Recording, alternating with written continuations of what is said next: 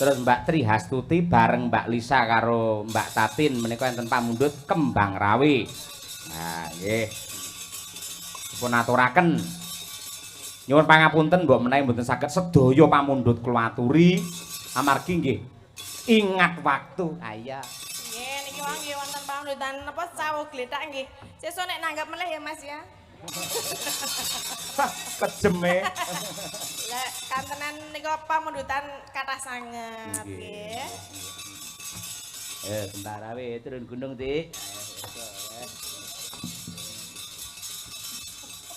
Wah, iki seberat sebelah nek ngene.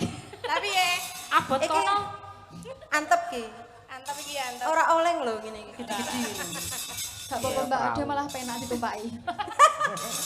Tumpaki barang. Nggih, monggo kemarin. Monggo Kembang Rawe katur sedaya para lenggah. Monggo. Yuk, dados. Ayo Riri.